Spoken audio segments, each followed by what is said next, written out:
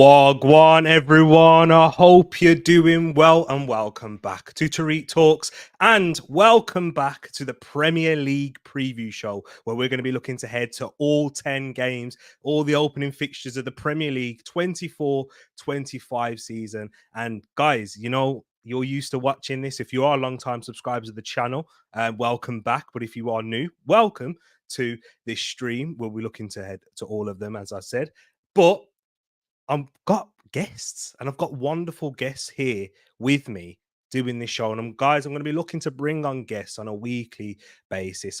You guys are probably going to be bored of me seeing my face, this big ugly head up on your screen for so long. But guys, I just want to big up to yourselves. Thank you for the support that you showed on yesterday's show. That was the Premier League predictions, looking ahead to the season, running down each team from 20th up to 1st and kind of breaking it down on what I believe they will finish in that position. And I kind of gave you a little bit more to that as well. Key players, breakout stars for each team. So if you want to check out my thoughts, check out the previous stream. It's a good 2 hours. So yeah, I don't expect you to watch it all in one go. It was over that. I think it was 2 hours, 35 minutes. But if you want to see my thoughts, go check that out. I'm going to be asking my guests his thoughts on each team going into the season and, of course, the fixtures. But I also want to hear from you guys in the comment section if you are watching afterwards. But if you're watching here right now, get your thoughts into the live chat. But before I big up each and every one of you, let me introduce to you my first guest. Who shall I bring in first? Let's bring on a regular OG friend of the channel. You know who it is already. It's my brother, Rich. How are you doing, my man? I don't even know if these ones will recognize me no more with the hair switch up still. And I'm good, you know. I'm good. It's the season's back upon us. I'm always nervous first game of the season because you just don't want to lose that one. But yeah, look, Euros is done. Prem's back. I want the window to close as well, by the way, because I'm getting sick and tired of all this Palace news of our players leaving our club. But yeah, big up to you, bro. Oh, big up, man. And yeah, there is a lot of Palace news at the moment. I'm seeing our Palace linked to a certain Arsenal player, but we'll get into that. I don't want to hear your thoughts just yet. You've been linked to him for a while, but I'm sure we will. But big up to my other brother at the channel, who is Enz. Enz, is this your second or third appearance on here now? I want to say second. Maybe this might be might be second. Let's go with second just to be safe. It should be good, man. Should be good. You know what I mean? Future champions are now in the building. You know what I mean? In what year? Not this season, no? Wait and see. We just have to wait and see. Nah, but I appreciate you for jumping on, my bro. As you can see, he's wearing a Liverpool shirt right there. So yeah, he's repping them. And yeah, we chopped it up. When was it? Monday now? Monday or Tuesday? Yeah. But we spoke about like the season coming up. We had a Man City fan on there, Enz, and his partner in crime, who I'll bring in now. I think that's a good segue in. Savage here in the building. Big up to yourself. Also a Liverpool fan. You weren't even ready. You weren't ready. I know. I weren't even. Do you know what? I weren't even really paying attention to what he was doing. I should have. I was on a hydrate, man. Big up, man. Good Yeah, to be we here, did bro. chop it up. Links in the description for Enz and Savage. I need to add Rich and my other guest that is in here. He's only going to be in here for a short period, guys, because he is streaming up on his channel, and that is my brother G, another Liverpool fan. We got a Liverpool invasion over here, but big up to my bro G. How are you, my man? No, man, I'm good, man. I'm good, man. Should be a good little conversation as well. And don't worry, I'm going to be watching in the background. If anything crazy gets said, I'm going to be in there. Don't worry. I'm going to be in there, man. But now it should be a good stream, man. Should be a good stream, man. Chit-chatting about the first Premier League. And I'm so happy. I can't lie. The Premier League is back. Like, I've been kind of bored these last couple of weeks. I'm watching Real Madrid games. That's how boring I've been recently. Yeah, that's what I'm saying. That's what I'm saying, bro. So that's how bored you are. You watch a Real Madrid game. Yeah, I'm watching Real Madrid game just to watch football. Like, it's peak, man. It's peak, man. But nah, it should be good, though. Should be good. Hey, we are looking forward to it. International football doesn't hit the same either. I don't like the tribalism that's involved with it. I hate seeing it, but now we can be tribalistic to our own teams and be happy about that. But before we get started, I want to big up to everyone that is in here right now. We've got quite a few of you here watching live. Big up to the ones that have come from N, Savage, and G, and Rich's channel, of course, as well, that are here watching live. But big up to yourself, Shay. Yuvi's here in the building. Long time no see, my brother. I hope you're well. Big up to yourself, Casey. We've got Brush in here. Love to see you in here, Brush. Brush got a couple of shout outs for Big Sits. One Brush. Yesterday, he had a few shout outs, but we got Rush, man. Bun Brush. Each and every time. Bum Brush. Big up to yourself, Bungle, in here as well. Nice to see you. It's been a while, my brother, and I know he's all the way in the east, so it is early doors, but big up to yourself. Thank you for tuning in, and I do hope you have a good day. Yannick's in the building. Luke, Moss, big up to yourself, my brothers. Brad, love to see you in here. Mr. 200 and Granddaddy Guna. Will in the building. Big up to yourself, Will, and everyone else that is watching here afterwards. Make sure you do smash a like on the video. Listen to Will right there, and listen to Yannick. And look, this is the community. We love you all, guys. Thank you for the support. Listen to Yannick by saying subscribe if you're new. Let's get myself to 800. I'm giving it a big push this year, and hopefully, have wonderful guests, more wonderful guests like the ones that I've got here tonight. But that's enough chit chat. That's enough nonsense. Let's get into the football. And we are going to start with the opening game, which is tomorrow night. Manchester United hosting Fulham, Old Trafford.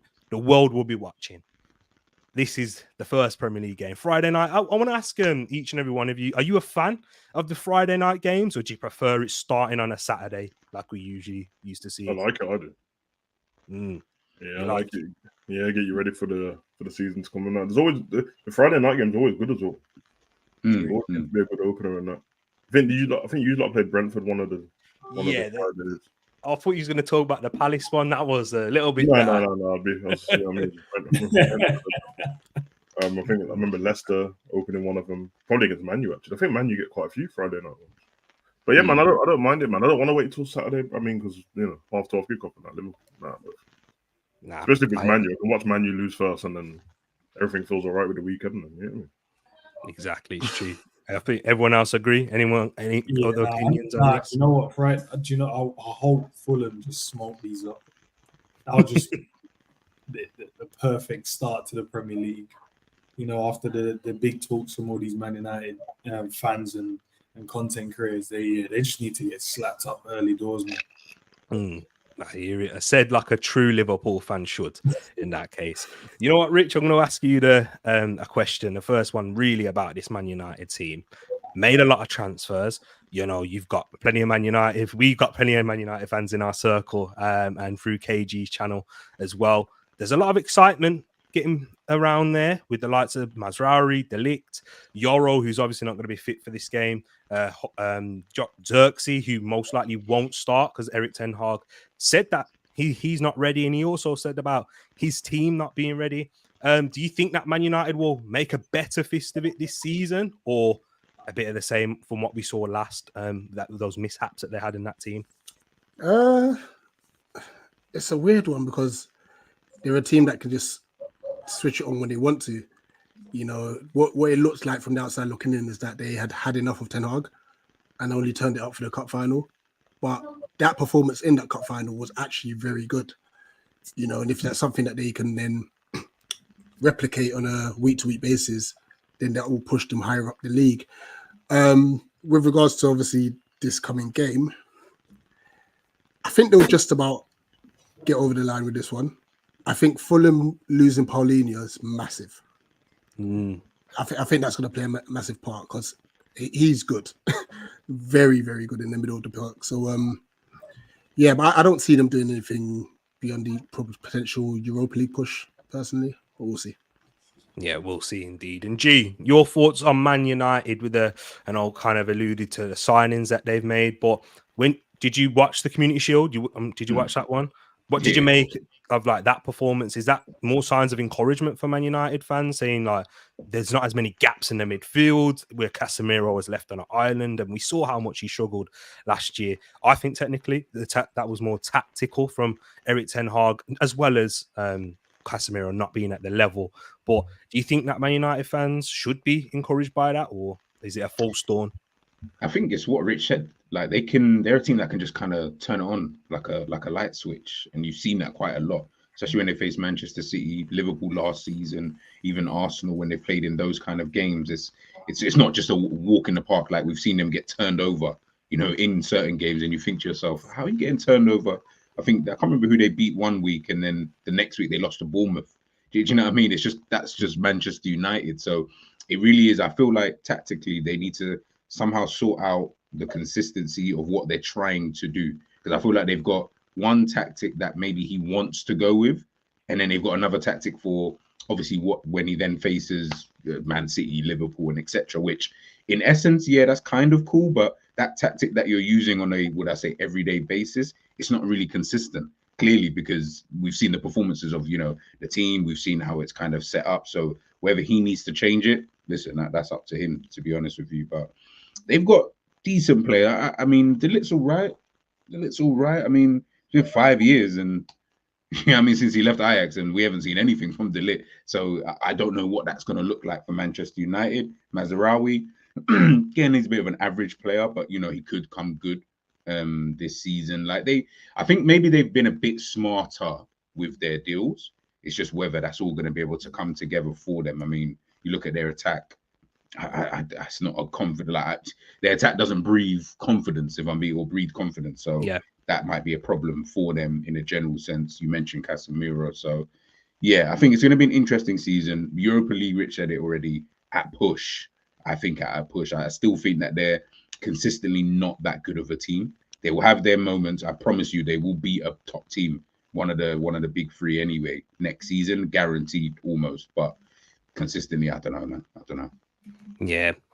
Sav, we'll go for you in the first prediction for this game, how you see it going out.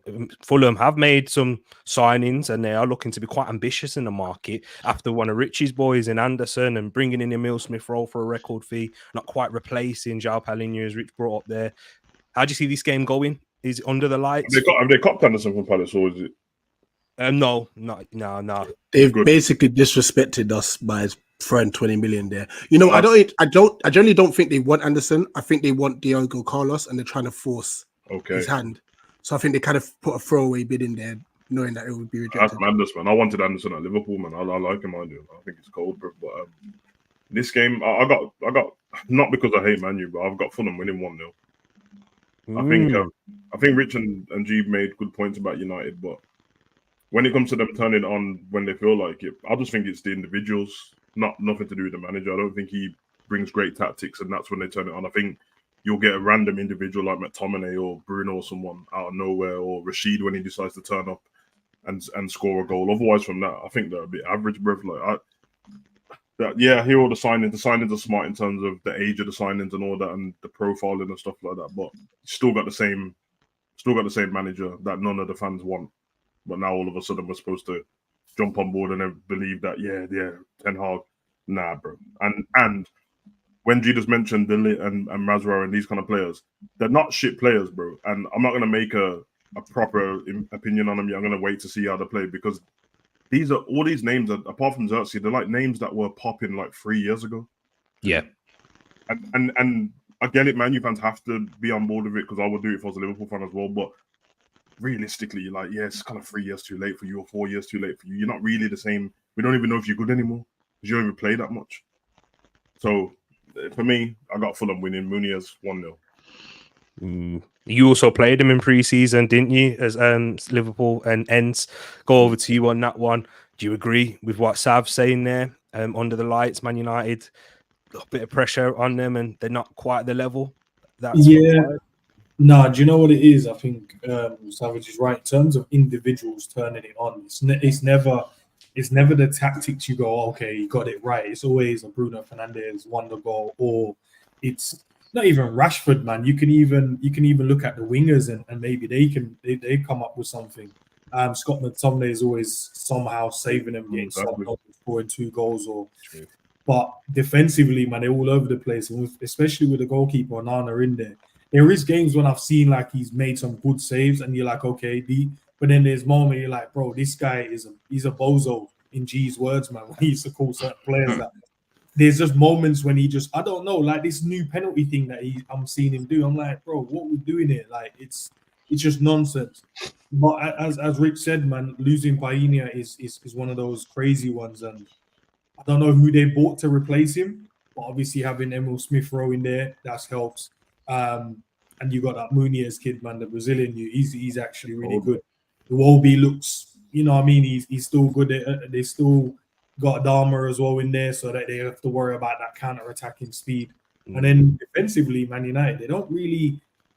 Obviously, they've got Delit, but Sav is right, man. These men are about 3 years, maybe 4 years too late. But we have to wait and see how they play. So they want to partner thingy, Martinez. Is that who they're expecting to partner? Yeah, but even like Martinez, his fitness levels ain't. That's what I was gonna say. He's a bigger problem, man. No one talks about it, bro. This means it's too aggressive, bro. Like I don't even think it's that good, man. And then you got Delit. He's a bit. You don't know. He might come in and shine first game. Don't get me wrong. He could come in and do this man of the match, headers everything away, scores on his debut, all of that great stuff. Or he could come and get sent off in the first game because he realized that Premier League is it's probably a lot quicker than you'd say the Bundesliga, bar a few teams. It might be a long day, man. If you're going to ask me for a score prediction, I think I'll go with what Sav said, but I think Man United will get one because they just find a way to eke out something at times. So I'll go make 2-1. I'll go with a 2-1 to Fulham. 2-1 Fulham. I feel like Man United will get a goal. Yeah. Wow. So we've got 2 Fulham wins right there. Rich, what's your prediction for this one? You on mute, bro. I'm always on mute. I've got the girls in the back, so you know how they get. I did say I think United will edge. I'm going to go 2-1 United, only because it's at Old Trafford. It's the only factor I've got for it. And obviously that Palhinha factor as well. I think United will dominate the midfield. I went for the same result as well, 2-1. So we've got 2 Fulham wins, 2 United wins. If you want to hear my thoughts more on United in depth, check out the last stream, guys, on how I think they'll do this season. But 2-2 at the moment, 2 Fulham wins, 2 Man United. Which one are you going with here? Is that you're going to get on the fence now and go for I should just go with a draw, really, and just to even it out. But no, I'll stick with you and Rich. I think I don't really trust Fulham this season. I just don't see it with them. I think they're going to be quite disappointing this season. I think there's a lot of there's no hype, but even the players that they have signed, I think it's always one of those, like, you just look at them and think, over a course of a season, I just don't really see it with not with Marco Silva anyway. Might change maybe if there was a change manager, but I feel like he's almost run his course, if I'm being honest. So when I look at them, I'm just like, I honestly, maybe they might be able to, during the season, pick up one of those famous wins against one of the top teams. I just don't see that happening on the opening day, though. So, yeah, I'll go with 2-1. I'll go with 2-1 Man United stuff. Another 2-1 Man United right there. So, guys, I'm going to move on now into the next game. But before I do so, because we usually do on this show, I usually take your predictions. But, guys, I'm going to be using a different app. I'm going to be using Superbru. Moss is in the chat right here. He's been telling me to use it for a long time. It's just easier for me, so I don't have to calculate it. But there are prizes still to be won. And I've contacted the people who have won in the prize for last season. That those prizes will be coming out within the next month because I'm gonna have to send them for 4 different people in the end. So big up to everyone that did contribute last year. But if you want to contribute to the Predictions League, check out the pin message in the live chat right now. That's the link to join the league. Or if you're watching afterwards and you can't see it in the live chat, it is in the description down below, the 3rd paragraph there to join the Predictions League. But I am conscious of time. G is going to be gone in a few minutes. So let's move on to the Liverpool fixture. And that is the 12:31. That is straight. The first game on the Saturday, away from home, 12:30. You had to be, didn't it, for Liverpool after what Jurgen Klopp's comments were made all about it. G, talk to me. This game right here. And Liverpool going into the season, because you guys have been one of the main topics of this week, because obviously with the whole Zubimendi thing. What's your thoughts on Liverpool going into the season and this game? I think Liverpool, you don't know. I don't think you really know what you're going to kind of get. New manager, same players. Are they going to be good enough? There's a lot of questions, man. There's a lot of questions. You know what I mean? I think it could be one of those seasons where I think it will just be all right. I feel like, for me anyway, like my own expectations, I'm like, yeah, I think it will just be a fine, calm season, finishing 3rd. And yeah, you just kind of go from there. As long as I see good football, though, I don't think I'll complain too much, if I'm being totally honest with you. If I see good football, then I can kind of live with it. But looking at Ipswich, it would be just like Liverpool to go and lose the game and have no signings. That's something that we would do. Do you get what I'm trying to say? But I do expect us to get the victory in this game, if I'm being totally honest. I mean, if we don't, I think, forget just the players. I think the meltdown, you already know. Do you know what I mean? You've seen the Liverpool circles and stuff like that. You already know what the meltdown will be like. And to be honest, it will unfortunately melt down from, social media, from the pundits, the reporters, journalists, all these kind of people. You got to realize that the pressure that unfortunately that Slot is in right now with no signings. If he was not to win the game, Jesus Christ, no signing, haven't won your first game of the season against newly promoted Ipswich. Do you know how much pressure that will just put a manager under? And it's not even really your fault. You know what I mean? And you're a new manager on top. You're following on from Jurgen Klopp. So for him to get that first win, I think it will just be like, all right, everyone just calm down a little bit.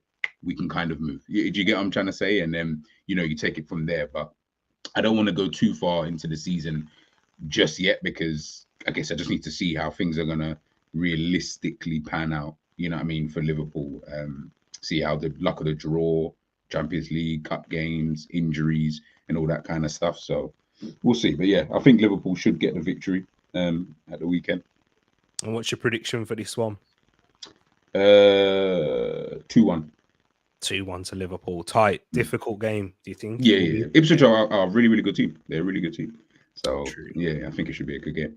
Very impressive. Savage, we spoke earlier in the week, and you was kind of telling me, because I was getting carried away. I was like, yeah, Liverpool, easy, going to sweep them aside. But you're like, no. Do you realize this is the Premier League? Ipswich, their first home game. There's going to be a buzz in and around the place. Kieran McKenna, what a job he has done. A lot of these players haven't experienced the Premier League either yet. Do you think it's going to be a difficult? Do you still go with that? What your thoughts were? I changed my mind since one. Oh,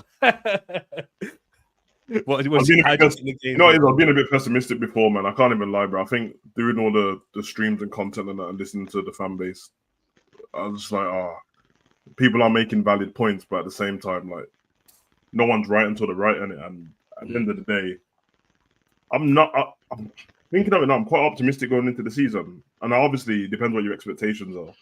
But I still think Liverpool's going to be pretty good. Like for me, I know what I want to have, which is what everyone wanted, the Premier and all that. But if the season went how it went last season with this manager, I'd be fine with it. Like honestly, like trophy, title race, I'll be fine with it, bro. Yeah. So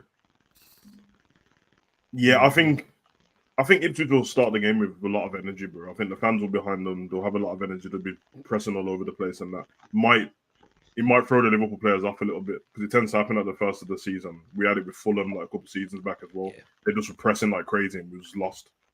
But I think once the game calms down and that, will take onus in the game. It will probably end up being a high score line for Liverpool, I reckon, but I don't think it will tell the whole story. It'll probably be goals later on in the game. So I'm going to go 4-0 Liverpool in this game.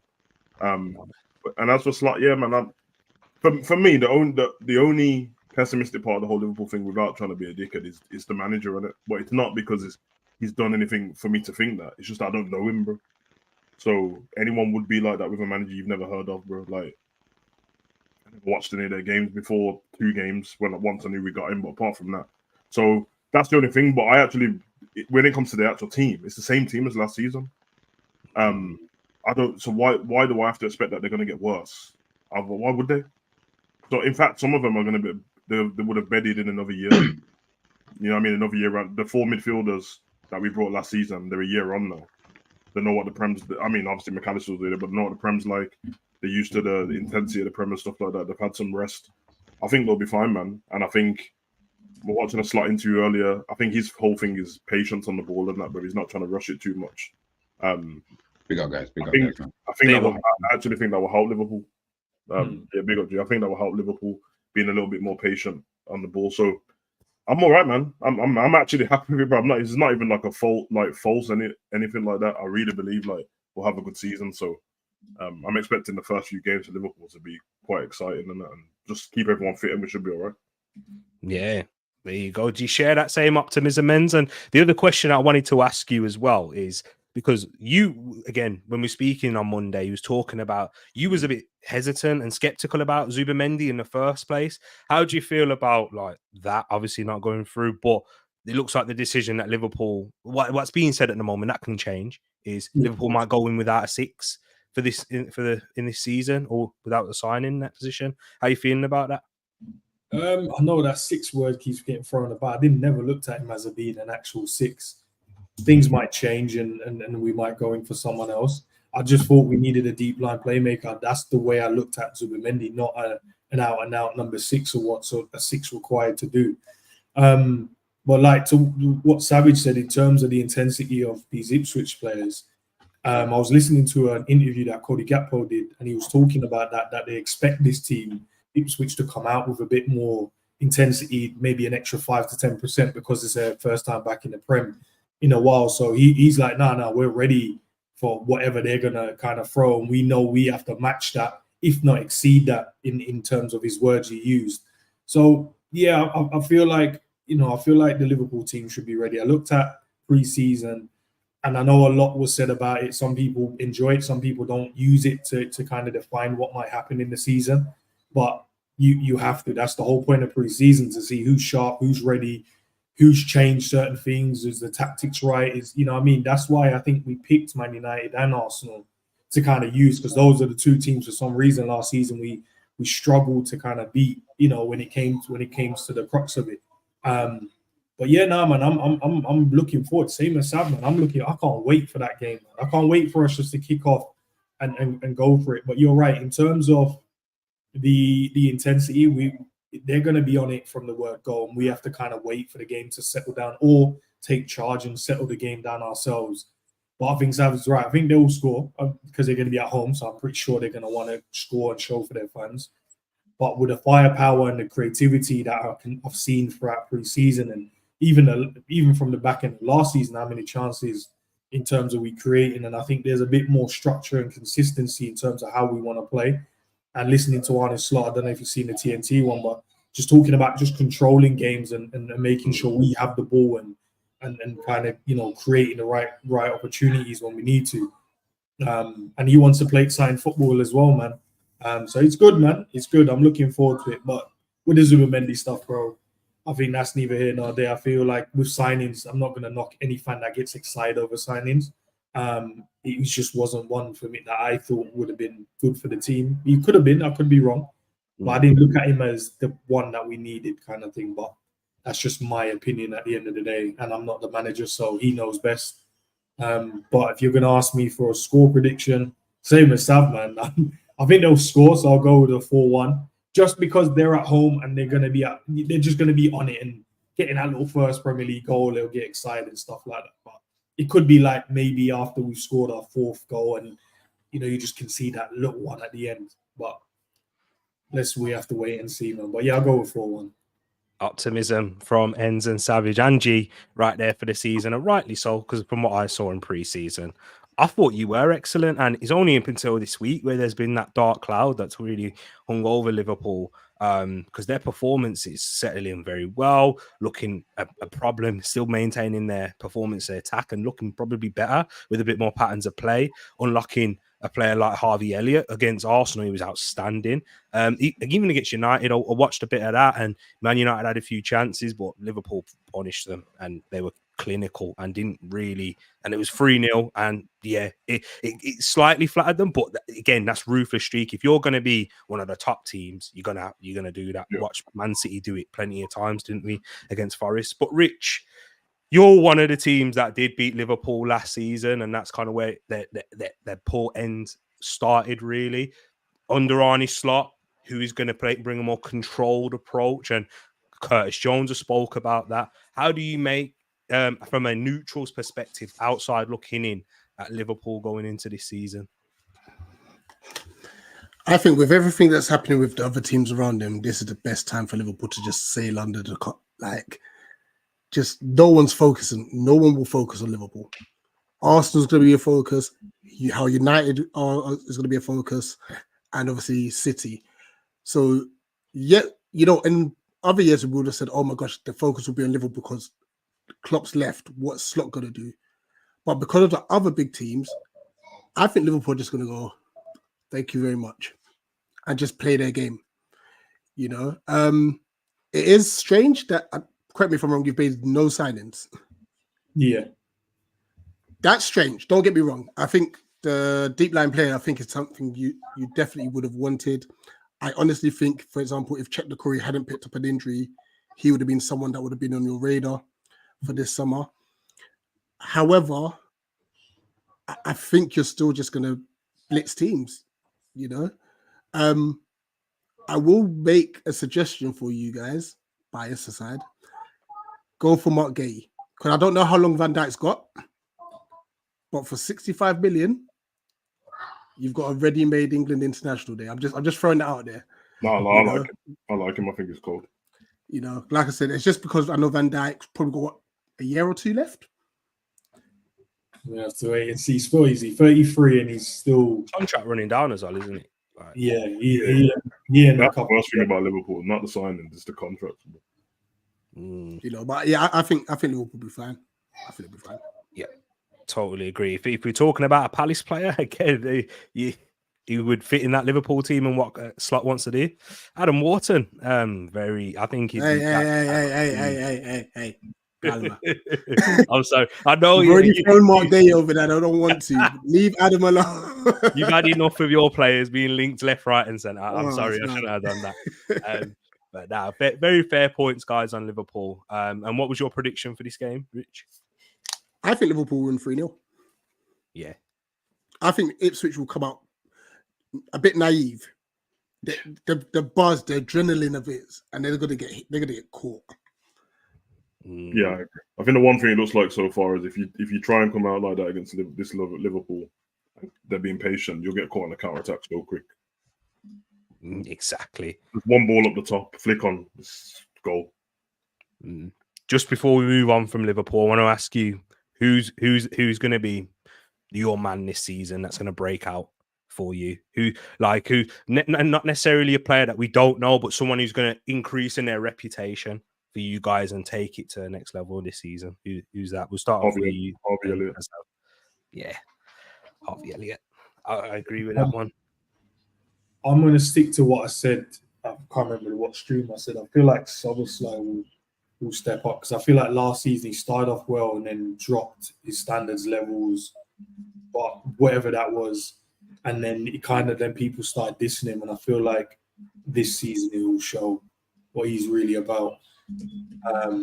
And I think it's going to be one of those ones you won't expect it. I think he'll be on the score sheet quite a lot for us. As long as he, obviously he's playing and stuff like that, but he'll be the one for me. I feel like he'll offer something to what he should have last season. I think he'll offer that this season. Fair play. OTC saying Kwanzaa will step up. I hear you on that one. I think I've heard Liverpool fans say that also. Expect a big season for Jarrell Kwanzaa. Joel was saying in here, he says, perhaps I've missed something, but I really think Liverpool will come back down with a bang. New boss, lofty expectations. None of the recent signings have gone supernova as expected. So there's a difference of opinion there. To what we've gone through, but I just really find it difficult as a neutral / rival to see Liverpool having enough of a drop off to take them into that pack where as I predicted yesterday, in that 4th to 6th pack where it's going to be really tight. Liverpool was still quite clear of those teams last season, and we're comfortable. I mean, some of the teams did play. I will be honest, bro. Like as a whole season, some of them teams did play better football than us in parts of the season. I think Villa and Spurs in parts of the season played way better football than us, especially Villa. So, you know what I mean? But I just think that the styles between Slot and Klopp, they're not too drastic apart from each other. So I don't think the transition for the players is as big as everyone thinks it's going to be. It's more just passing the ball and holding on to it and know when to bop the ball around and stuff instead of the long balls. And I think they'll cut that out. Really, it's only really Trent who's doing that and Van Dijk anyway.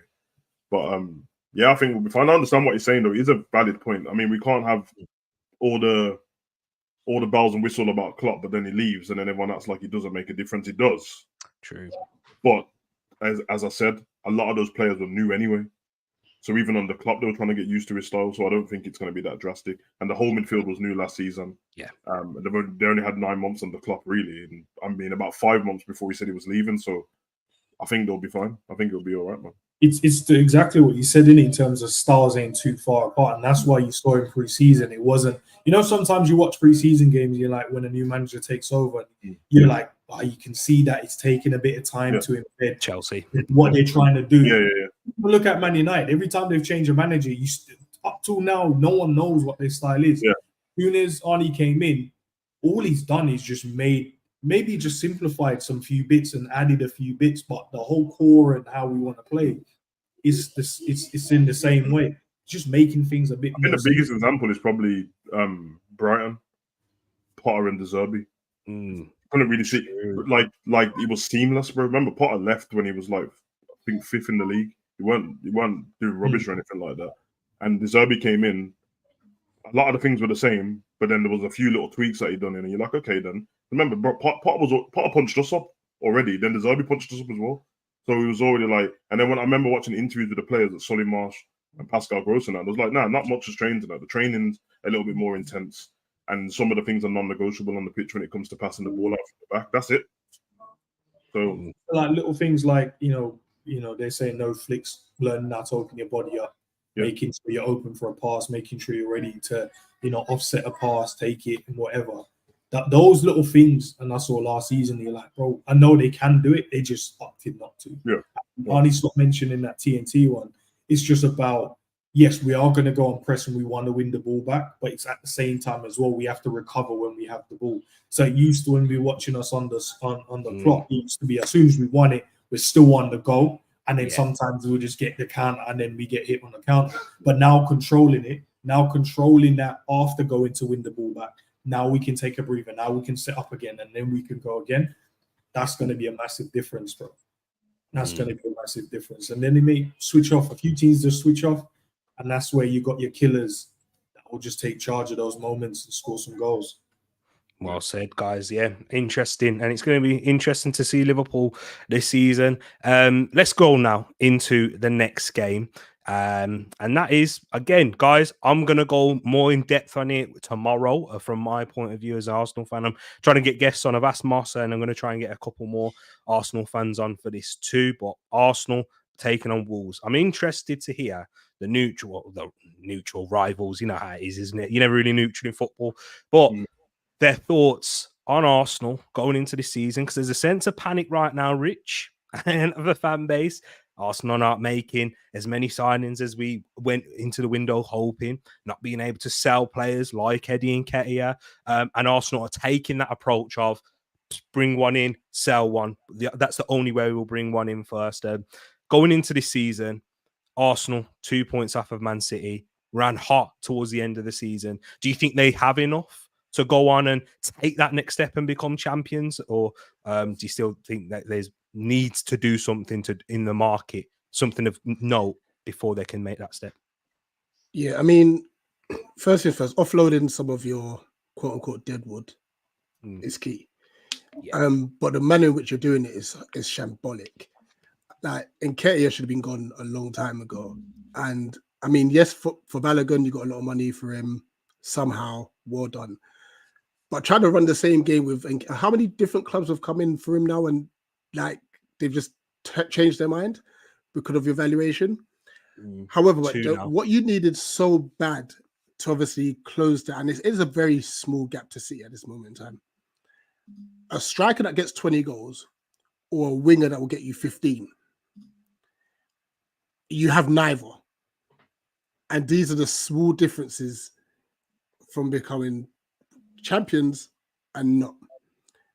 2 weeks left of the window, you can still address it. But someone needed to be challenging for Martinelli's position. And you needed, I think personally, you need a number 9. You know, I think you had some flailing links to Rashford at one point. Sounds mad, but he would have been the perfect fit. He would have been the perfect fit. He's not that is. I think he's Man United. He's been at Man United for too long. Yeah, and sometimes you get too comfortable in the club. Him moving to Arsenal, it's just a new lease of life and stuff, and you know he can score goals.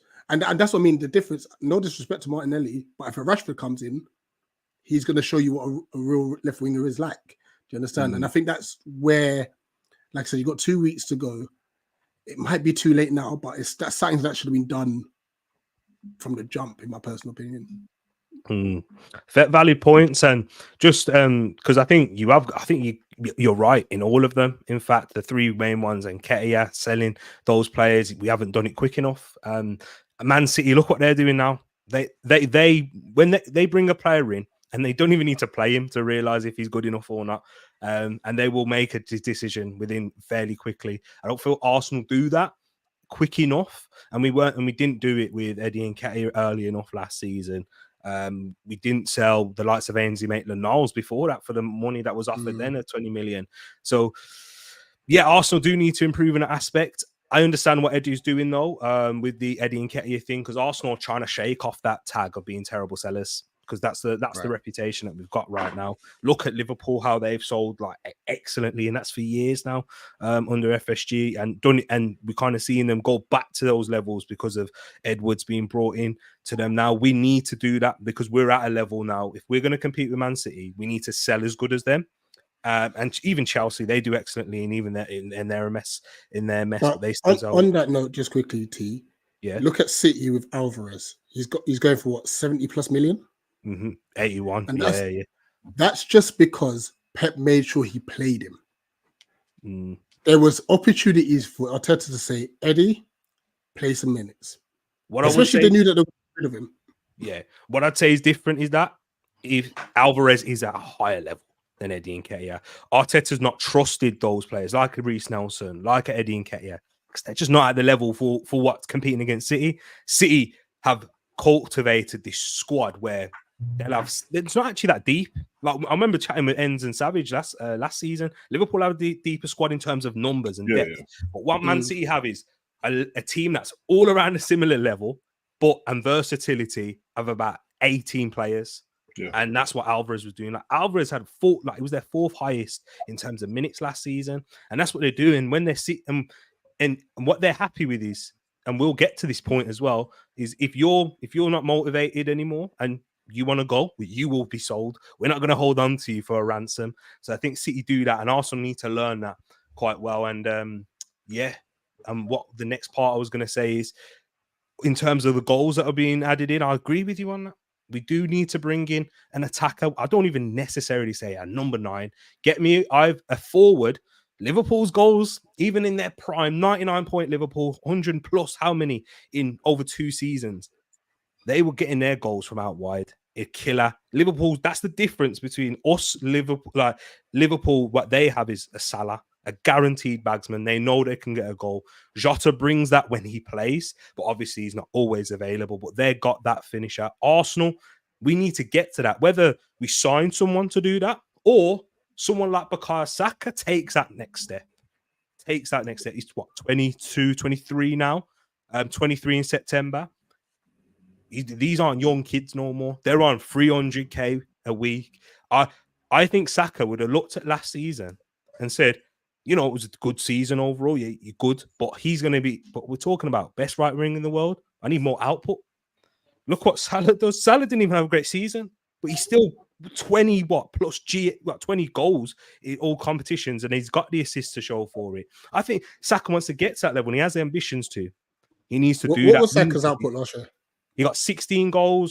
He got he got 8 and 7 or something like that in the Champions League. So he did quite well in the Champions League, but not in the Premier League. It was 16. I'm talking 20. We need 20 Premier League goals from him. And a similar bit better about Elise. Elise played half the season and got what 10 and 8.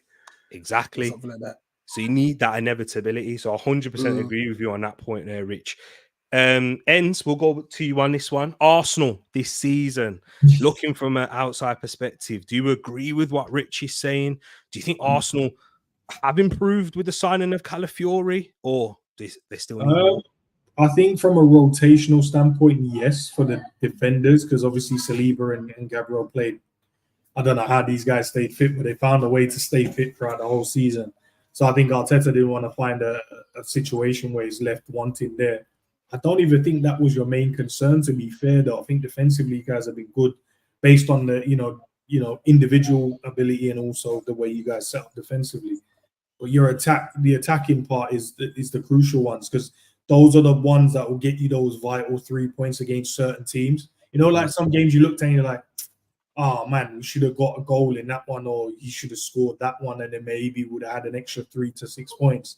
I think that, and I think your bet. Even if I look at your bench, I think Arsenal's trying to add a bit of depth on the bench. But on the bench, I'm like, no disrespect, but it's not like quality where I look at and go, oh, he can come on and make a massive difference to this game right now.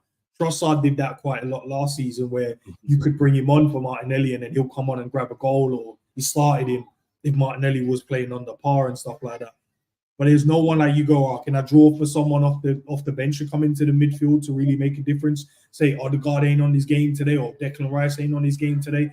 Is there someone I can really get on to come and create and do? Because everything goes through Odegaard. Like, you see how Arsenal play, and how I noticed that was when we played against you guys in pre-season, and I was like, they give him the ball a lot, which is fine because he's the creator. He's the one that's going to make things. He's going to tick things over. But I realized when we went into a low block, it started frustrating the way he played, and then he started doing some loose passes. I don't know if you noticed it, like some of his passes were like shorter than what they normally, or it was predictable. He would get it back and then he'll switch it left, or get it back and then he's trying to play it right. Once you find a way to take him out the game, that's the issue. And that's what I'm saying is Arsenal haven't bought anyone to kind of bring in if he's not on his game to control the game. And then you need someone to help out Saka as well. He can't be playing all these games year in, year out. He needs to have somewhat of a rest in it. And that's why you get some moments where he's fatigued and he's coming off injured every couple of games and it's not working. And in the striking department, yes, Kai Havertz come in and helped you guys out, but he ain't a striker, is he? He's not a midfielder. No. He ain't a striker. He used to be an attacking midfielder, which is strange. And Chelsea kind of made him, I don't know what they, there's certain things he just started doing. I was just like, nah. When he was at Leverkusen, what a baller. But he's still good, still offered up some stuff. But yeah, you need more from your wingers. Martinelli had a poor season last season, and Saka had a good season, but it's similar to like what Mo was doing. Like Mo weren't great overall, but he got goals. So then when you look at it, you're like, oh, he must have had a good season just because the goals and assists were there. But there was some games, Saka was at the game for ages, and then it will be like a little cross to the back stick and someone scores, and like, oh, there you go, Saka is either on the score sheet again or he's on the assist. But his overall play wasn't there. But yeah, I don't think you guys have improved or you've gone steps ahead of Liverpool this year. It's more oh yeah, you've got in another defender. That's good. That's if someone gets injured, you can put him in. If he's the one that's going to start left back, great, whatever. But it's not like that's the reason why I think you're then going to surpass Man City, if that makes sense. It would be if you made a quality midfield signing or an attacking player that you desperately need. And then having guys like Nketiah on the bench coming on ain't going to help you win game. Fabian Ruiz, I liked him when he was in the Portuguese league, but he's come here and he's looked underwhelming. So he's like, he ain't coming on to really do anything either.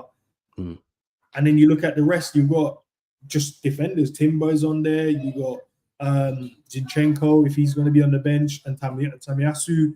They're like all defenders, really. That you guys are cool there, but the other side of the pitch, I don't think you guys are good at. Partey's back, but how long is he back for, really?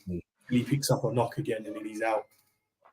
Yeah, you will be a bit naive to hold your breath on Partey, but Sav, ever since I've known you from when I met you about 3 years ago, you were positive on Arsenal, even when they went in a down period, and you was telling a lot of Arsenal fans to remain positive, and you kind of saw the project. Do you see now, with another year in, another year under this belt for a young set of players, a year of development, we've seen Havertz settle now. We'll look at the difference night and day from the beginning of the season last year with Havertz to the end. Declan Rice settled in. We kind of found him a better position where we're able to get the best out of him. And then even the likes of Saka, Ødegaard, another year on and can take that next step.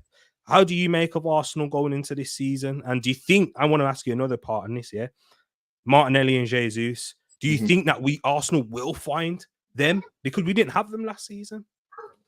I think them being back's going to be massive for them. I think when Rich was speaking about Wideman getting you like 15 goals and that, but I'm pretty sure the season before Martinelli was on like 13 goals maybe in the Premier League. 15 penalty ones as well.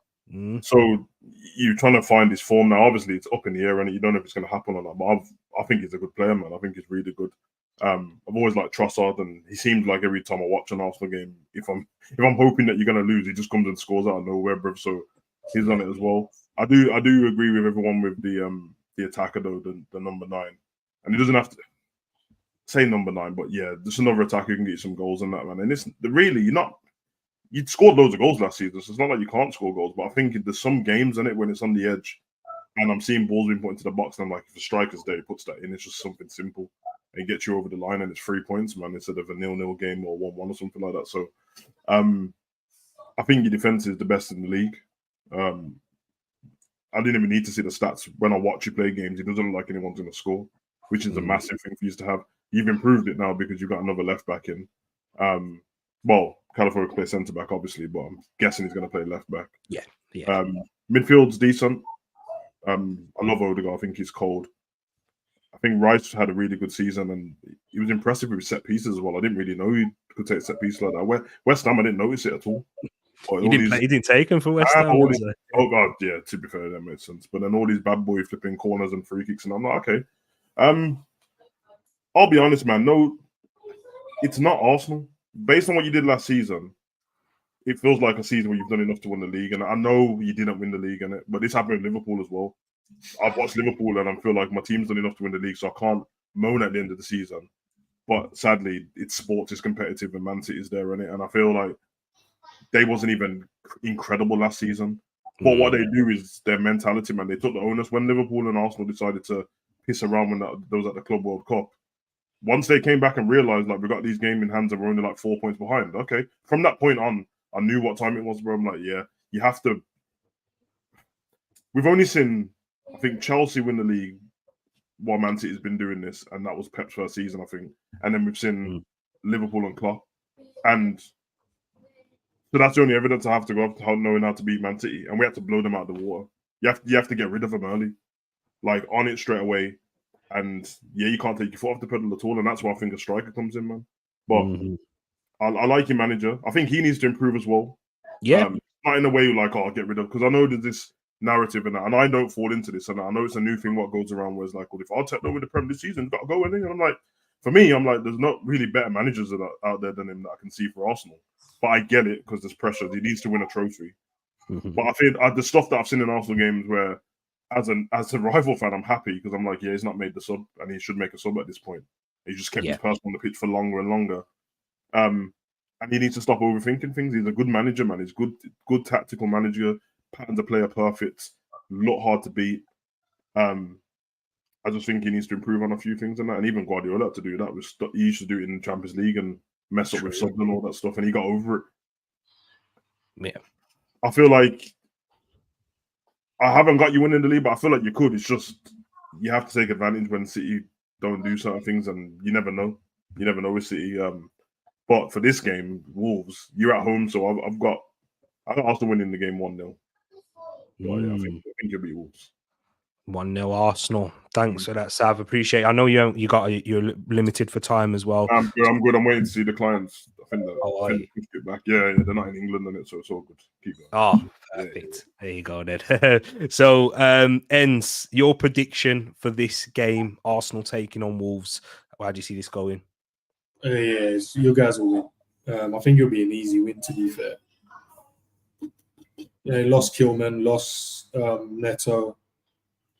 Yeah, I've not paid attention to any of their signings, so they could have probably made some quality signings that I didn't see, but those are two massive players. Kilman's the biggest one, isn't it? Because Neto didn't play as much, man, but Kilman's massive for them. Like Kilman and Dawson centre-back last season were great. It's just having, that quality defender and also your outlet, the guy that can change the game just by running with the ball.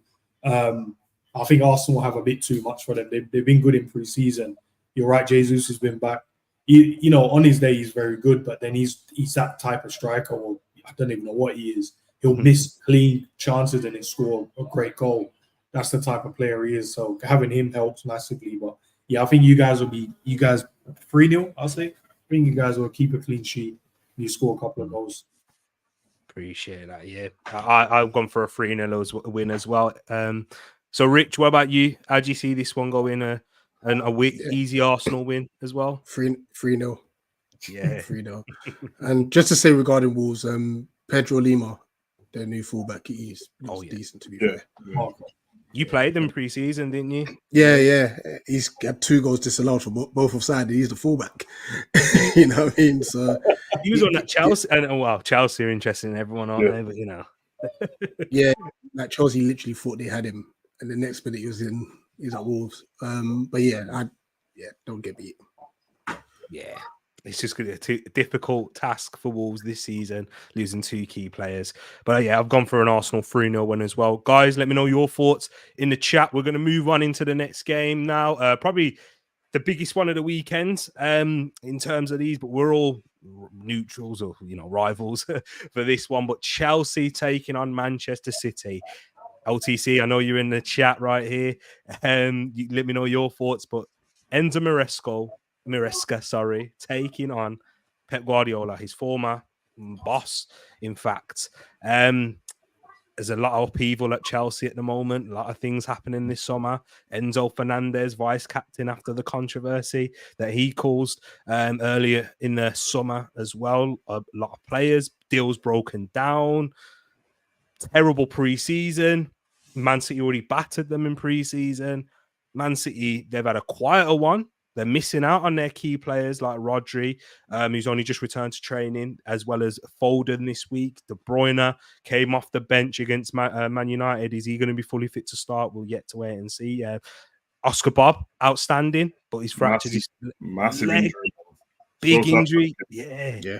And now they might be dipping in the market. And who they've been linked to? Rich. Is it? SA, yeah. Oh, shit. I thought that, man. No, when Oscar Bob news came out yesterday, the whole of Palace Twitter went, no! Oh, man. Yeah. He's got his legit interest. I'm not trying to see City with Eze, bro. No. That is mad. Do you know what? They'll sign 2 players, They'll sign 2 players, and it will be 2 players you're like, yeah, okay. All right, I can see it. And they'll just be the difference makers in games. Who's trying to sign his contract at Bayern, yeah? Who? Yeah, he's going to Bayern. Has he signed a new contract? Because he had under Tuchel, he hadn't signed it, and it Musiala. Oh, it would have been big news if he So because at the end of the season, they were waiting for him to sign a contract, and he hadn't signed it. I've not seen no updates I on that. follow Yeah. Brighton as well, so I ain't seen nothing pop up Hey, about you it. better hope that you don't turn up in the Prem. Their front four next season's mad. I did see, and this was City aggregators on Twitter. They were saying that Man City, the reason they were keeping their powder dry this summer is because they were making a real push for Musiala in 2025. Yeah, that means he's going to run his contract down then. So I think he's in his last year. And on top of that, Man City are being smart with they got the court case on it. Yeah, they've got to keep. Yeah, that's a good they're not trying to buy too many players and that, and then Trying to do nothing right now, just to he's raising the eyebrows. And you know what? That's a fair point because I think we were looking at McAtee on to either sign him or loan him, and they've decided to keep him. keep him in it. So Yeah, I think yeah, they're really trying to keep everything on the low. That's We've got to make sure the books are clean this year. Nah, we just have outgoings. That's all we got. You can see that we're in profit, guys. 81 million. Meanwhile, Chelsea's buying up the whole of London and that, bro. I hear it, man. Hey, tell me about it. Yeah, I'm hoping that this case is having a real impact because there were rumours, but there's nothing confirmed. But when they did try to contact Danny Olmo said no because he's and this might be the case with a few players. I don't know what my future is going to be like at Man City with this court case going on. So we'll have to wait and see. But I don't think that's going to stop them from making signings at all. OTC's giving us a team update here saying no Rodri, no Bob, no Walker, no Foden, and he's gone for a draw in that one. Sav, in this game, Chelsea, Man City, though. But we haven't even spoke about Chelsea yet because it's been the Man City chat and we're all here shaking our heads, panicking about them. But do we have anything to worry about with Chelsea this season at all? The honest answer is I don't know, bro.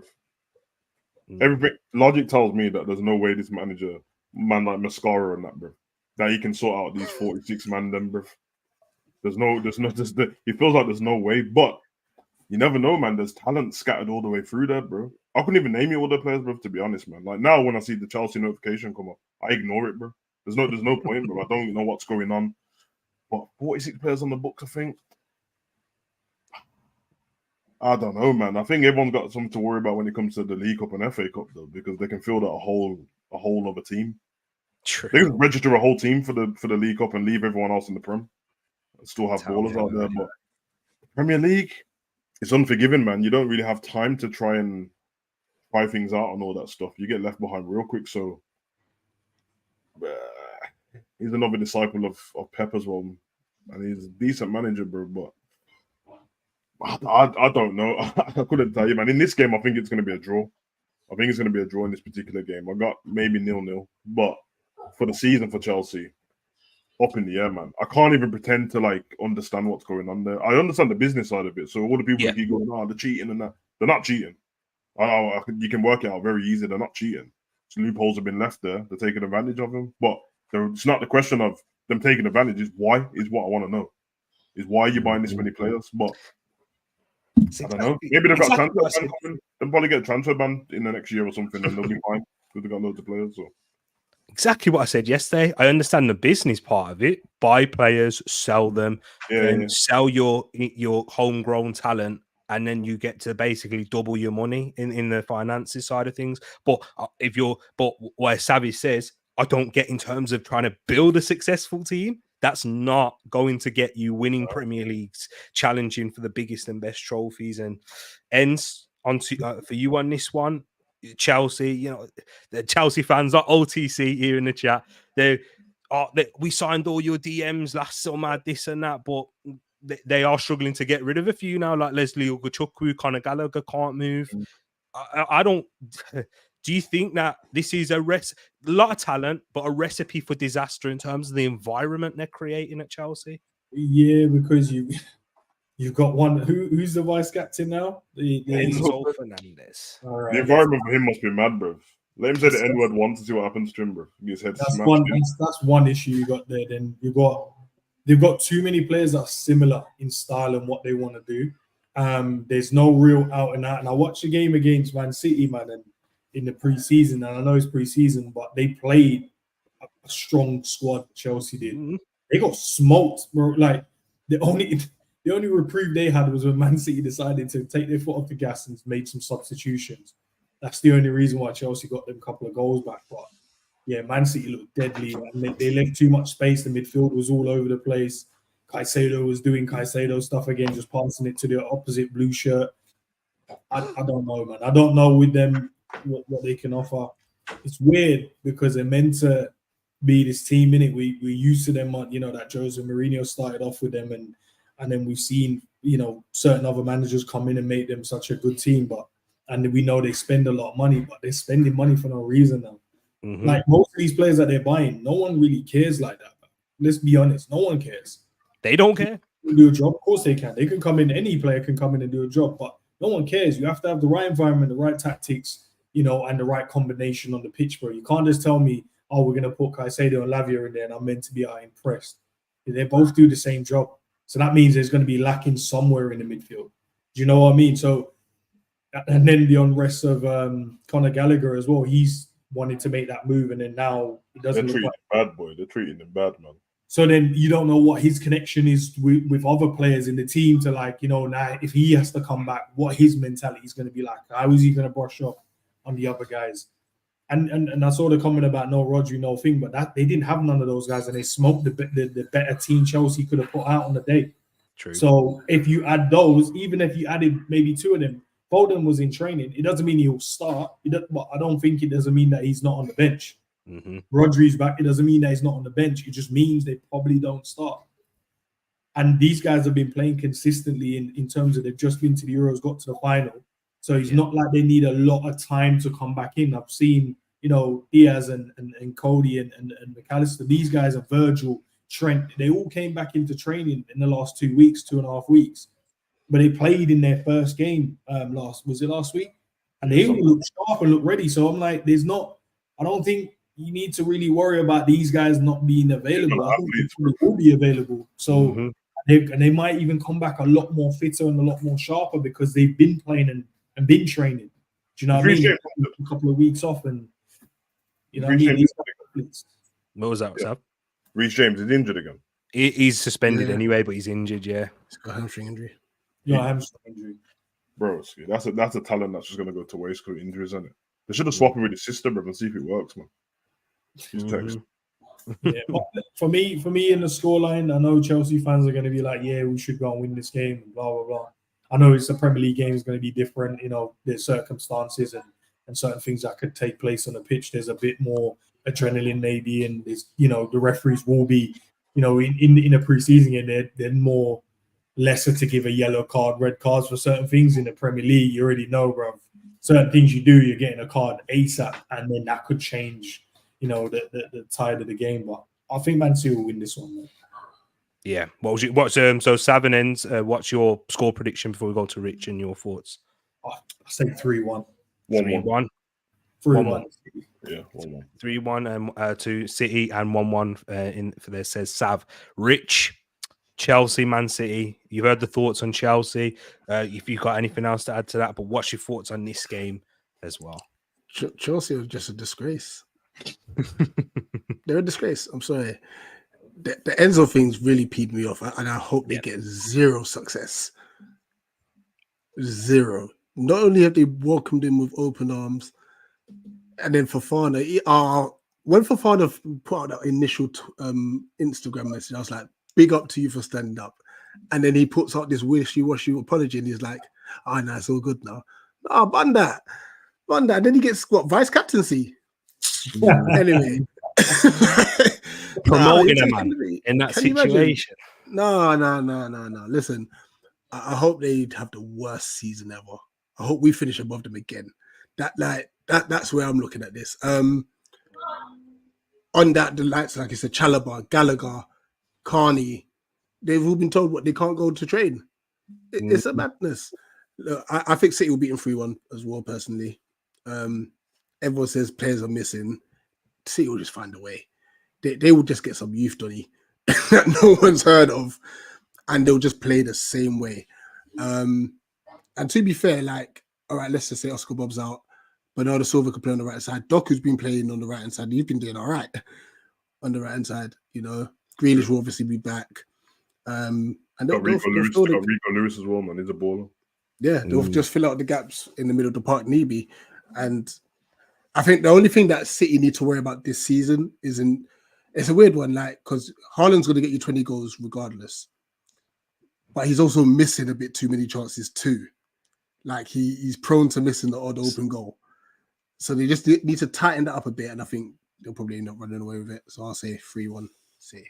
3-1 City. I'm going with Savage on this one. I think it's going to be a draw because City, dude. I mean, we always speak about their slow starts, but their slow start is a fast start for everyone else. Yeah, but I just think that in this game, away from home, the talent that Chelsea have, I don't know if I go 1-1 because I think actually I'm going to go 2-2 because I think they're going to concede goals, Chelsea, because how good they look going forward defensively. My word, Oh, they're bad, isn't it? Shambles. Yeah, that looks awful in pre-season. They got threats going forward. Palmer's going to be back, of course. But the question is, OTC, I'm sure you probably don't even know this or many other Chelsea fans. How do you fit all them in?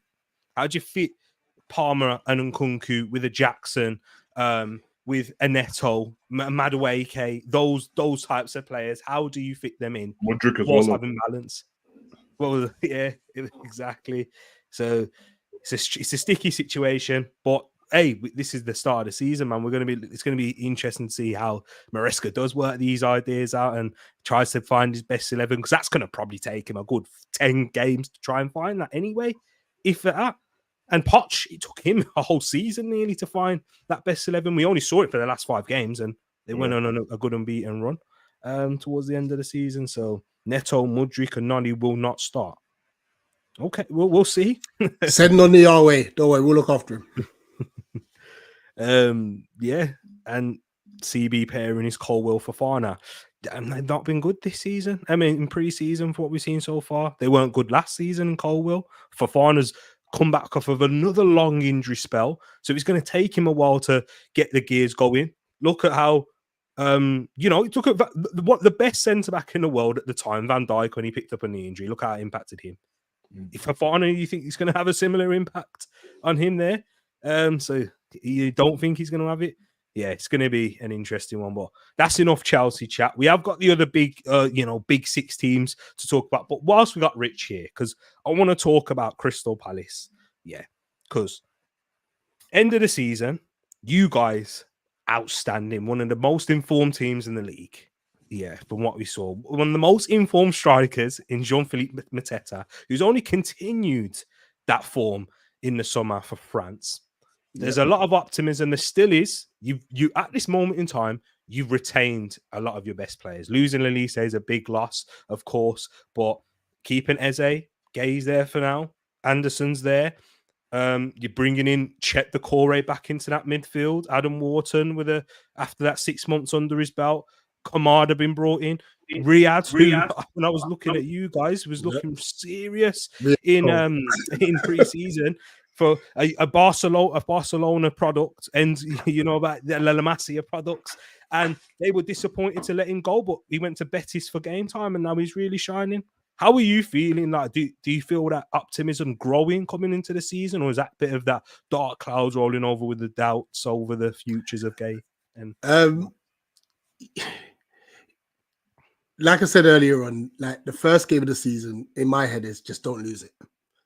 That's just so. Even with a Brentford, as much as we've been on a massive high, even with preseason, we were undefeated in preseason as well. First game of the season, you do not want to lose it. And we're going to come up against a Brentford side who are still pretty decent. And Bremo, I think Wolves are linked with Wissa. Tony, I think Man United are linked with Tony. If Brentford could get rid of those 2 before Sunday, my mood will change. But look, we've done really well in the window so far. We've only lost Michael Elise, and we've brought in Ismail Sarr, Kamada on a free, Riyadh as well. Spent 25 million. I think the only thing with us as a fan base is with Glasner's new style of play, we're going to need a lot of options off the bench. You saw it at the end of last season. It is high octane. It's intense. It's intense, and it's not something that we're used to. So if we look at our bench, which has slightly improved, because like I said, we've brought 3 in and we've only lost 1, but we've still got in the attacking end the likes of Schlupp, and I mean, I'm not going to bad talk back on Ayew, because Ayew in the last 20 minutes is the type of player you need in your team. Yeah. You know. So and then obviously Edward. If someone comes in for him, I'm not mad. I won't lie. Eddie for Eddie. If you want to take Eddie, then take him. No, I'm not for us. No, get him gone, and then you can have Eddie and Ketia. Yeah. So this is what we're thinking at this moment in time. Mateta came back to training on Wednesday. Yeah. Glasner's ruthless. As much as Eddie's played the whole of preseason and he's looked good, I have to give him his credit. He's worked hard in preseason. I think the whole fan base, if we see Mateta starts on Sunday, no one's going to be mad. No one's going to be mad. But look, Glasner has a plan. I hope the board backs him. I think we're short 3 players. Maybe a left-footed attacker, cover for Mitchell, and actually cover for Munoz. But then again, Kleiny could probably do a job. But that Munoz, we can't lose. Oh my gosh, madness! Team in the tournament. He's a madness. £8 million from Ghent, and that's where Dougie Freedman comes in. I think he's been our best signing this summer, keeping Dougie Freedman, because his ability to scope out talent for cheap is unreal. In this game, how do you see it going? Is it those threats for Brentford? You mentioned them, but I've gone 2-1 Palace. Yeah, but I won't be telling. I'll be lying if I'm saying it with chest. I'm really nervous. I will take a point. Yeah, there's not much optimism around Brentford at the moment. A lot of people think they're going to be within that relegation battle, probably survive just because they're better and more experienced than the other 3 promoted teams. But it's gonna be a lot of uncertainty surrounding them. They're forward in Ivan Toney, and are they going to sign another one? There are doubts about that because they're going to wait on Igor Thiago to come back. He picked up a knee injury. But yeah, I hear you. And it's going to be, again, before we give our final predictions, and I'm sure Enz and Sav will agree with this as well, we're going to need to see the window close, haven't we? Exactly. We're going to have to see how there's going to be a lot of activity going to be done in this, 2 weeks. It's going to be a mad 2 weks. You can only tell, honestly. Like David Ornstein's tweeting like 3 times a day at the moment. And he's in my bad books. Every time he tweets Palace, it's bad. True. It's Gay, it's Eze, all of those things, yeah. Johnston being sold as well. It's going to be a lot to be done. So we'll see how Palace are looking at the end of the window, and of course, they'll have 3 games under their belt. But ends, and then Sav, what's your predictions for this one here? Crystal Palace. Do you think they're going to have a good season as well?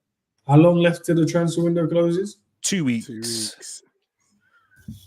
It's too long, man. 2 weeks, because you're talking about Eze could be gone, Gay could be gone, Anderson could be gone.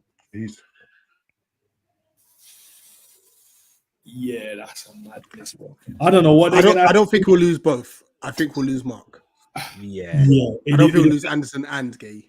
Yeah, I'm looking across the Prem. Most teams already kind of bought defenders in it, but Newcastle is the one that's pushing to try and get him in there. So that's going to be tough. And Eze one, Man City.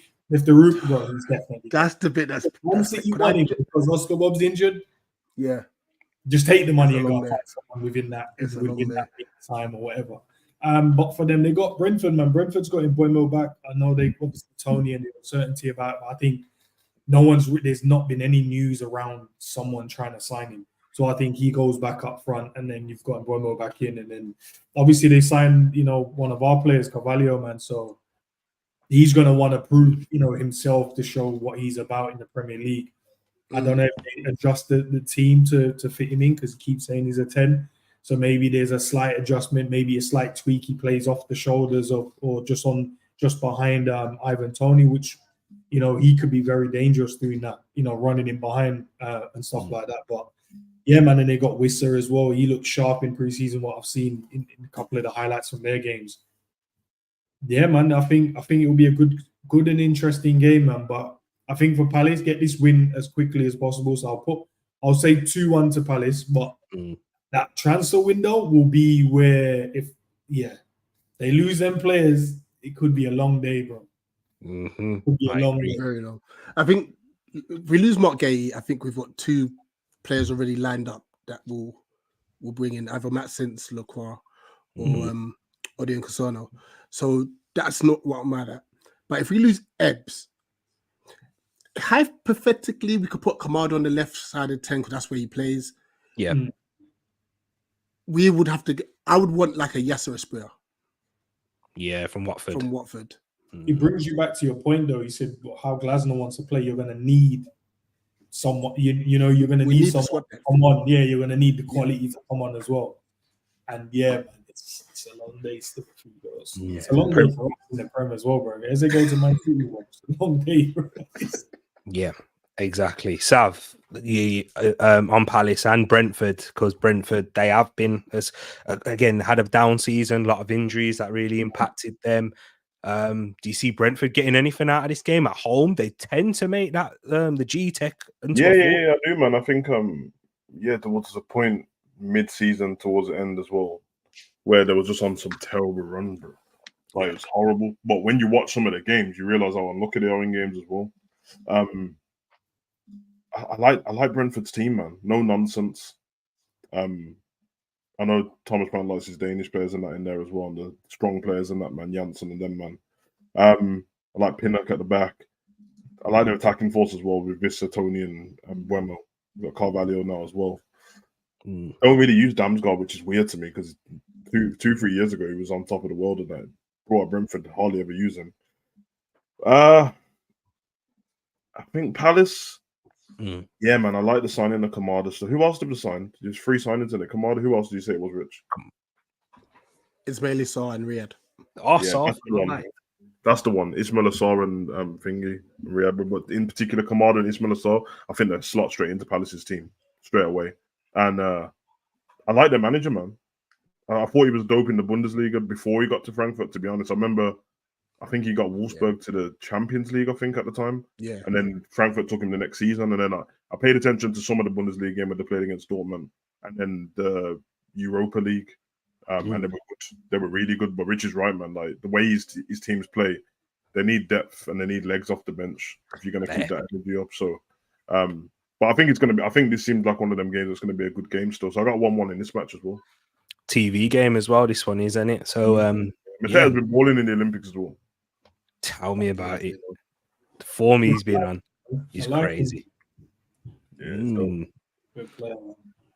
Nice. Rich, I know you got a cut as well, but I'm going to quickly wrap through the other games. Are you able to do that just for a minute or so, or do you have to run now? Let me know. Go on then. All right, cool. We're just going to wrap through the other games just quickly. I'll keep the slides up. So we've spent an hour and 20, guys. Appreciate you for hanging by. Leicester, Tottenham. We'll start off with you, Richard, and work our way down. How do you see this one going? Well, I'm just getting the predictions I've brought up from last time. I am going for 2-0 Spurs. 2-0 Spurs. Solanke there ends. Do you think he's going to improve them for this one? Yeah, it's a joke, isn't it? But the way that they play football, man, I'm going to go 3-1. I think Leicester will get a goal. They're at home, innit? Yeah. I mean, they'll get one for the fans travelling, travelling and stuff. But I just think Leicester's lacking a striker because they've got so many injuries, haven't they? Yes. Yeah, they are. And not really recruited either because of their FFP issues. But Sav? Oh, yeah. They might have minus points as well. Deduction. 1-0 Spurs. 1-0 Spurs. Yeah, I think I agree with ends 3-1. I think, Spurs concede a goal, but score as well because that's how Ends likes to play and they'll start the season quite well. And then, so the other games, Newcastle, Southampton. We'll start with you, Sav, on this one. Newcastle 4-0.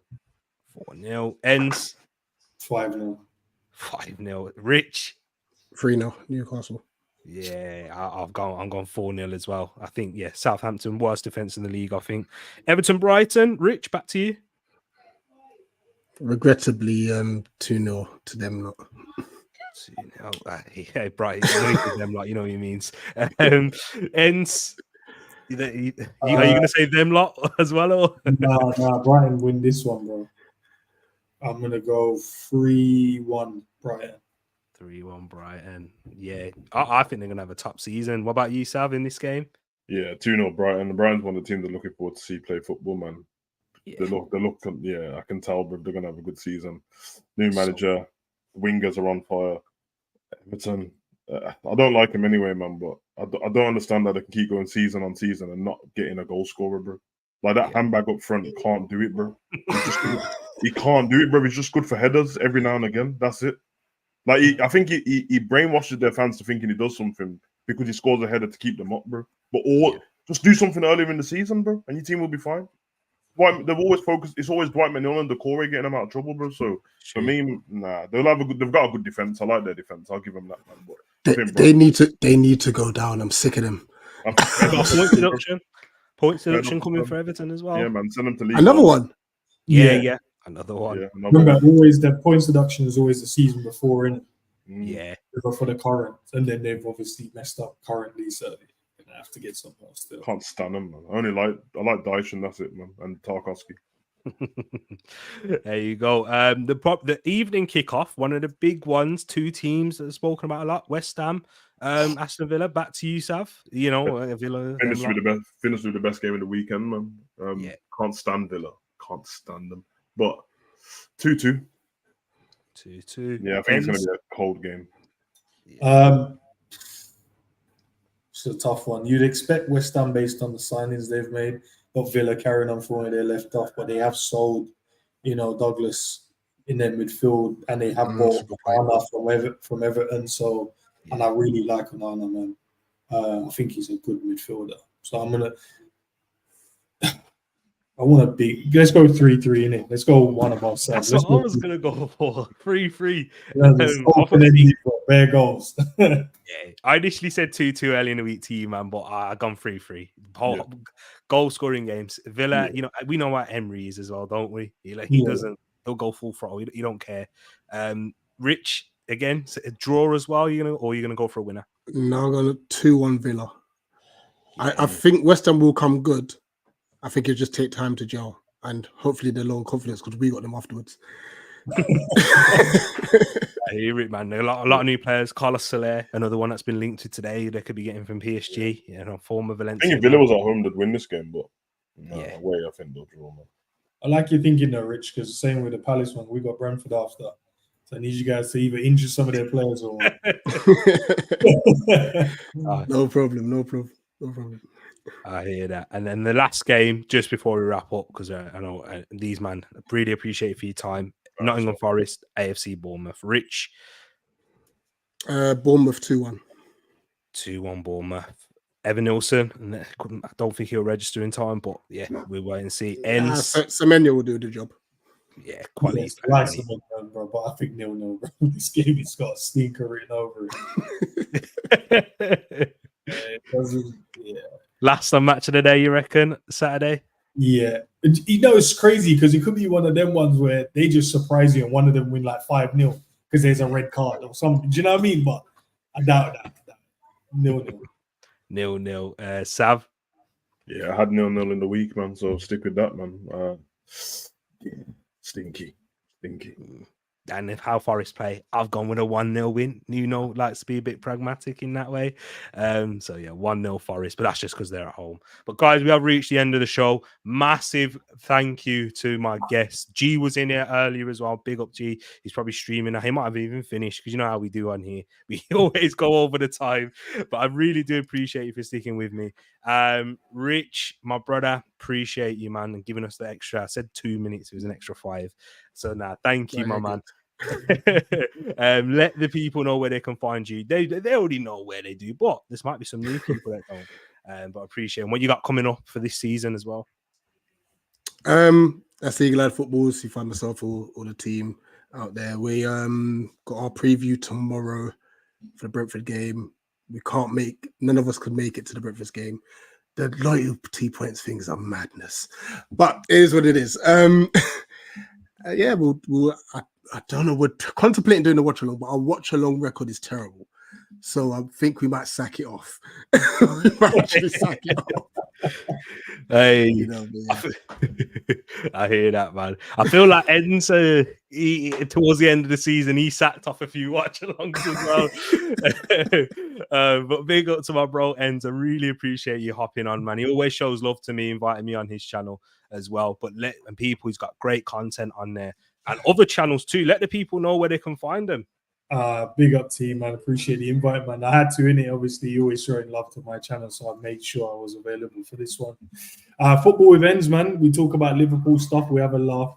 Savage is over there killing people as always, bro, and the man them as always, man. But you know, Liverpool's got a big season, bro. I ain't doing no watch-alongs. Let me just put it to you this way, straight. But what I will be doing for anyone that cares, rival fans, obviously we're over in the Lions Den at the moment. I will be doing a call-in after every Liverpool game, so fans have a say how they feel on the game, and then obviously the other channels. You got the day after podcast where we talk about everything that goes on, and we also do reactions on that side as well.